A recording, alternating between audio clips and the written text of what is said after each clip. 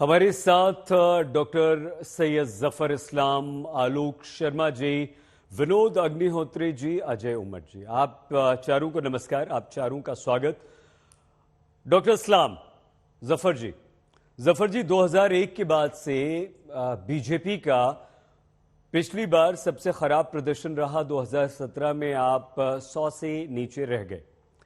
आपको लगता है ये एंटी इनकम्बेंसी थी और इस बार तो आम आदमी पार्टी भी है, हालत और बुरी आपकी? नहीं, बिल्कुल जो आप सोच रहे हैं वो नहीं है। उस वक्त भी एंटी इनकम्बेंसी नहीं थी।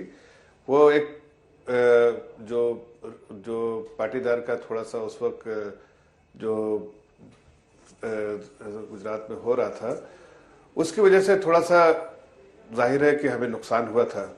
लेकिन आज खुद आप देख लीजिए कि जैसा माहौल है और सभी लोग भाजपा के हित में बात कर रहे हैं।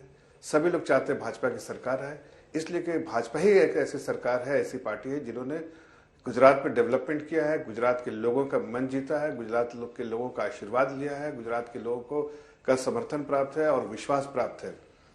ऐसी अटकलें बहुत बार लगाई जाती है, लेकिन मैं आपको निश्चिंत होकर कहना चाहता हूं कि चूंकि हमें गुजरात की जनता का आशीर्वाद है, इसलिए हम इस बार इतिहास रचाएंगे। और इतिहास रचाने के बारे में जब कह रहा हूं तो देखिए, हमने सबसे ज्यादा 127 सीट हमने आज तक हमें मिली है भारतीय जनता पार्टी को।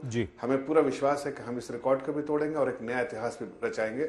इसलिए चाहे वो कांग्रेस पार्टी हो, चाहे वो आप हो, आपका तो कहीं नामो निशान दिखता नहीं। शायद कभी कभार वो लोग आते हैं, लेकिन आप कहीं भी देख लीजिए पूरे गुजरात में कभी कभार वो दिखते हैं। न कोई पोस्टर है, न कोई कार्यकर्ता काम पे लगा है।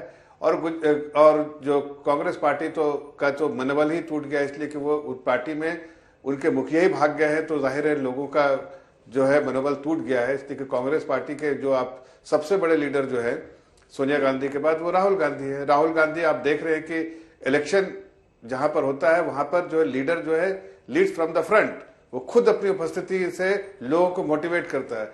यहाँ तो लीडर ही भाग गया है, और लीडर जो है हिमाचल में भी नहीं आया, यहाँ भी नहीं है, और आता है तो सिर्फ एकाध देर छूने के लिए लोगों को बहुत इसरार करने पर आता है। इससे समझ में आता है कि हार का सेहरा जो बार बार उनके नजर किया जाता है, इसलिए इस बार वो चाहते हैं कि हार का सेहरा ठेकरा जो है नहीं फोड़ा जाए उनके सर पे, लेकिन सेहरा तो उनको मिलेगा ही। इसलिए अगर कोई इलेक्शन छोड़ के भागता तो किसको जिम्मेदार बनाया जाएगा? अगर वाकई उनकी चिंता रहती है प्रदेश की जनता की, और प्रदेश में वो इलेक्शन चाहते कि प्रदेश की जनता का समर्थन प्राप्त हो, तो कम से कम उनकी सेवा करने के लिए आग्रह तो करते। लेकिन भारतीय जनता पार्टी के एक कार्यकर्ता को देखिए जिन्होंने तन मन धन से लोगों की सेवा की है और उसी का जज्बा रखते हैं। हम सरकार में रहते हैं तो सरकार होती है, लेकिन मकसद जो है वो इंपॉर्टेंट है, इंटेंशन जो है वो इंपॉर्टेंट है। हमारे सरकार का इंटेंशन है कि एक ऐसी सरकार दो जिससे जो गवर्नेंस मॉडल, जिससे प्रदेश की जनता, देश की जनता अपने आप को सुरक्षित महसूस करे, चाहे आतंकवाद से, चाहे और भी कोई मसले जो है उस सबसे सुरक्षित महसूस करे और उनका विकास हो। आप देखिए जिस तरह से गुजरात में कि जो गुजरात पिछले 27 सालों से जो विकास की रोड पे जो तेजी से बढ़ रहा है, वो दिखता है सामने आपको। सामने अब दिल्ली में जब केजरीवाल जी आए हैं, वो वहां दिल्ली के जो उन्होंने प्रॉमिस किए तो वही नहीं पूरा कर पाए, तो यहाँ तो झूठे प्रॉमिस कर रहे हैं। अब वो पूरी तरह से एक्सपोज हो गए कि उन्होंने पंजाब में क्या किया, दिल्ली में क्या किया। आज यहाँ पर लोग समझ चुके हैं, गुजरात की जनता जानती है कि अगर किसी पे भरोसा करना है तो भारतीय जनता पार्टी पे, और इसलिए बराबर आशीर्वाद जो है गुजरात की जनता का भारतीय जनता पार्टी में रहा है। ठीक है डॉक्टर जफर। आलोक शर्मा जी, 2017 में आपने अच्छा प्रदर्शन किया था और इस बार आपको उम्मीदें भी रही होंगी कि हम एंटी इनकम्बेंसी का फायदा उठाकर बीजेपी को पछाड़ देंगे, लेकिन क्या आलोक जी आपको लगता है कि आम आदमी पार्टी ने आकर खेल बिगाड़ दिया और आम आदमी पार्टी आपको नुकसान पहुंचा रही है, सारे वोट आपके काट रही है गुजरात में? देखिए, मुझे लगता है कि आम आदमी पार्टी जो है पूरी तरह से पैकअप करके वापस जा चुकी है, और मैंने आज तक की कॉन्क्लेव पे भी ये दिखाया था कि आम आदमी पार्टी इस बार 0 पर आउट होगी, कहीं पर कोई उनका खाता नहीं खुलेगा।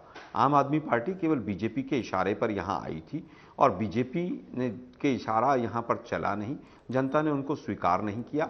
जो लोग बापू और सरदार पटेल की फोटो अपने यहां पर ऑफिस में नहीं लगा सकते, उनको गुजरात की जनता दारू और ड्रग्स के पैसे से वोट नहीं देगी। अब आते हैं बात मुद्दे पर।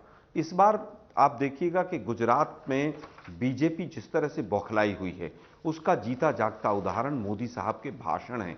किस तरह से निम्न स्तर के भाषण, एक देश के प्रधानमंत्री से ऐसी हमें अपेक्षा नहीं थी। और गुजरात में इस बार बीजेपी गुजरात से बाहर हो जाएगी। मैं ये भी आज तक पे लेके जा रहा हूं कि भाजपा इस बार गुजरात के पार जाएगी, भाजपा गुजरात पार, और इससे आगे कुछ नहीं बचा हुआ है। आज देखिए किस तरह से मोदी साहब ने दोबारा से देश को डरा रहे हैं वो। अरे भाई 8.5 साल से आपकी सरकार है, आज आप आतंकवाद का डर दिखा रहे हैं, देश के प्रधानमंत्री आतंकवाद का डर दिखा रहे हैं। ये तो बड़ा ही दुर्भाग्यपूर्ण है। लोग बाटला हाउस का नहीं सुनना चाहते मोदी साहब, लोग पूछ रहे हैं कि वो जो गैस का बाटला है वो कितने का कर दिया आपने। आज बाटला हाउस की बात कर आप केवल और केवल इसको ध्रुवीकरण पर ले जाना चाहते हैं, दुर्भाग्यपूर्ण है। लेकिन आप देखिए किस तरह से सईद भाई पिछले 20 दिन से 1 महीने से अगर आप देखेंगे तो तमाम विषय बदले हैं। सबसे पहले भाषण में मोदी जी ने कहा अर्बन नक्सली यहां पर विदेशों से हवाई जहाज से बैठकर उड़कर आ रहे हैं। हमने कहा भाई सबसे बड़ा अर्बन नक्सली तो इनका प्रदेश अध्यक्ष है जिस पर 107 केस हैं। उसके बाद अर्बन नक्सली शब्द गायब हो गया। उसके बाद क्या आया, केजरीवाल जी के टोपी वाले फोटो आए, पूरे गुजरात के अंदर लगे, लेकिन 2 दिन में वो उतर गए, लोगों ने स्वीकार नहीं किया। फिर उन्होंने कहा कि नहीं हम तो जीत तो रहे हैं, लेकिन इस बार गुजरात की जनता चुटनी माटे जावे छे, मतलब गुजरात की जनता चुनाव लड़ रही है। उसके बाद वो गायब। फिर डबल इंजन आया, फिर डबल इंजन गायब हो गया है। फिर 3 दिन पहले आया कि ये चुनाव जो है इस बार का नहीं है, ये 25 साल बाद का चुनाव है। आज वो 25 साल बाद वाली चीज गायब हो गई। कल से 2 चीजें नई आ गई। एक आया यूनिफॉर्म सिविल कोड, लोगों ने एक्सेप्ट नहीं किया उसको। लोगों ने पूछा भाई 27 साल से बैठे थे, पकौड़े तल रहे थे, क्यों नहीं बनाया यूनिफॉर्म सिविल कोड? आप 8.5 साल से केंद्र में थे, क्यों नहीं यूनिफॉर्म सिविल कोड लाए, क्यों नहीं बिल लाए उसके ऊपर? आज नया एक वो महामूर्खानंद महाराज इनके यहाँ है, उन्होंने पॉपुलेशन कंट्रोल का शगुफा छोड़ दिया। हम पूछ रहे हैं भाई पॉपुलेशन कंट्रोल पे आप पार्लियामेंट में बिल क्यों नहीं लाते? आपकी क्या प्लानिंग है, देश को क्यों नहीं बनाते? गुजरात के चुनाव की वोटिंग से 3 दिन पहले आपको पॉपुलेशन कंट्रोल याद आया। अरे भाई पूरी सरकार कह रही है कि जो पॉपुलेशन कंट्रोल के मेथड हैं वो पॉजिटिव इंसेंटिव है, और 1980 के बाद से वही सब सरकारों ने अडॉप्ट किया है। मिनिस्ट्री ऑफ फैमिली वेलफेयर का जो डॉक्यूमेंट है वो स्वयं ये बोल रहा है। आज नया हाउस आ गया, आज बाटला हाउस आ गया, आतंकवाद आ गया। हम पूछना चाहते हैं उरी किसके टाइम पे हुआ, पुंछ किसके टाइम पे हुआ, पुलवामा किसके टाइम पे हुआ, पठानकोट में आईएसआई जांच करने का भाई, और दाऊद से तो आपके पुराने संबंध हैं मंत्रियों के। मोदी साहब गुजरात पर बात कीजिए, गोल पोस्ट रोज मत बदलिए।